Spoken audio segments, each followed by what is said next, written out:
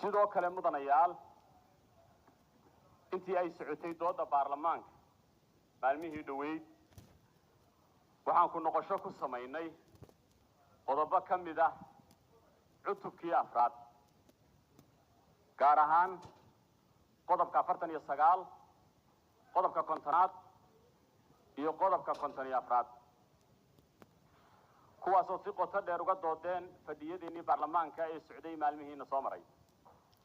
mudane gudoomiye mudanayaal waxaan u gudbayaa ubuucda dastuurka ee doodiisu soo idlaatay isla markaana nuqulka kama dambaysta ah uu yaallo hortiina sida aad ogtiin dastuurka kumeelgaarka wuxuu ka koobnaa 15 cutub waxaana ka mid ahaa 15 cutub cutubka tobnaad oo ah gudiyada madaxa bannaan iyo cutubka 12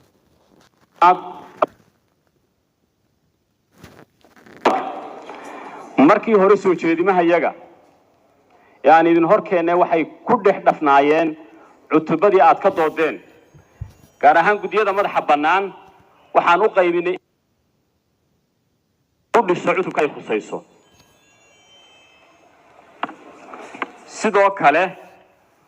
cutubka 12 oo hore uga koobnaa 2 qodob oo kaliya oo ka hadlayay dawlad goboleedada waxaanu soo jeedimaha iyagii hore lagu soo dhex daray cutubkii 5aad iyadoo laga dhigay madax gaar ah oo ah madax afraad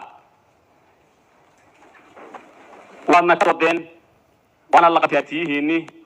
hase yeeshee talooyinkii iyo aragtihii baarlamaanka iyo soo jeedimaha noo soo jeediseen awgood waxaan go'aansanay in cutubkaasi lagu celiyo meeshiisii waxaanu hadda ka kooban yahay 3 qodob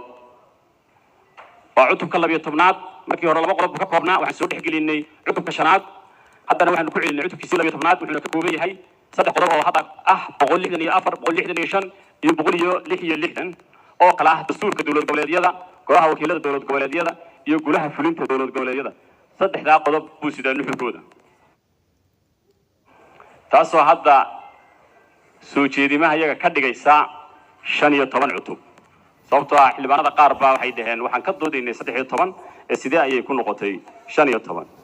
waxaan inta ku iftiimiyay sida ay ku noqotay 15 mudanayaal sida uu dhigayo haddaba habraaco ee ansixinta wax ka beddelka dastuurka gaar ahaan qodobka 5aad ee ka hadlaya marxaladda 3aad ee wax ka beddelka dastuurka cutub kasta qodob kasta oo doodiisu soo idlaato ka hor inta aan loo gudbin ansixinta kama dambaysta wuxuu u baahan yahay in lagu raseeyo aqlabiyad 50% plus 1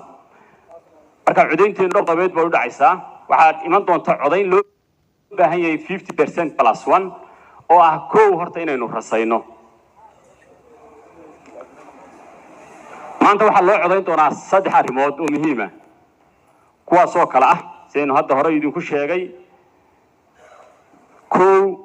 3 qodob oo dib loogu soo celiyay cutubkii 2aad 2 ku noqoshada qodobo ka mid ah cutubkii 4aad koow 3 qodob oo ka mid ah 3 qodob oo lagu soo celiyay cutubka 2aad ku noqoshada qodobo ka mid ah cutubkii 4aad waa 49 54 oo kuwii wax ka bedelayay doorashada madaxweynaha iyo 3 ansixinta cutubada 5aad ilaa 15aad kuwaasoo qaabismoodkooda si faahfaahsan hadda ka hor aan idiin sheegayay mudane gudoomiye mudanayaal waxaan rajaynayaa in mudanayaashu ay si